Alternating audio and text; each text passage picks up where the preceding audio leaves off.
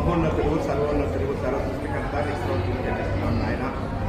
అయా ప్రభా నీ సేవకుడు ప్రభా ఆయన మరి క్రైస్తవుల ఐక్యత కొరకు ప్రభా ఒక మంచి ఆలోచన కలిగి ఉన్నాడు ప్రభా. అవును నా తండ్రి. అయా ప్రభా ఇటువంటి ఆలోచన కొరకు ఎంతోమంది సేవకులు ప్రార్థన చేశారు ప్రభా. మరి కార్యాచరణలో ఆయన సహోదరుడికి ఇచ్చిన దర్శనాన్ని బట్టి వందనాలు, ఈ రోజు టీవీని బట్టి నీకు వందనాలు చెల్లిస్తున్నాం ప్రభా. ఆయన ఈ ఛానల్ బట్టి నీకు స్తోత్రమయ్యా. ఈ ఛానల్ నీ మహిమ కొరకు వాడబడును గాక.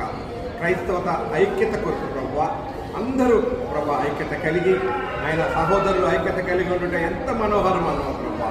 ఈ ఛానల్ ద్వారాగా సహోదరు ప్రయత్నము ద్వారాగా నీ పరిశుద్ధాత్మ శక్తి ద్వారాగా కృప ద్వారాగా అయా క్రైస్తవత్వంలో ప్రభా క్రైస్తవుల్లో ఒక ఐక్యత మీకు దయచేయమని, ఐక్యతతో మేమందరం కూడా ముందుకు సాగుటకు సహాయం చేయమని అయా మిమ్మల్ని ఒక్కరిని మేము ఆరాధిస్తున్నాం ప్రభా.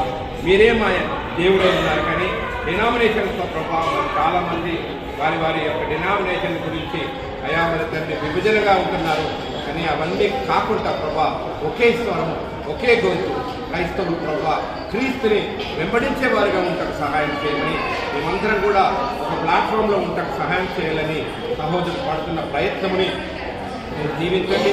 ఈ 2026 సంవత్సరంలో ఈ రోహి టీవీ ఛానల్ ద్వారాగా ప్రభా ఆయన మీరు కృప కటాక్షం మీరు చూపించమని ఈ రోహి ఛానల్ని ప్రభా తండ్రి యొక్కయు కుమారుని యొక్కయు పరిశుద్ధాత్మ నామములో దీవించి ఆశీర్వదిస్తున్నాము తండ్రి.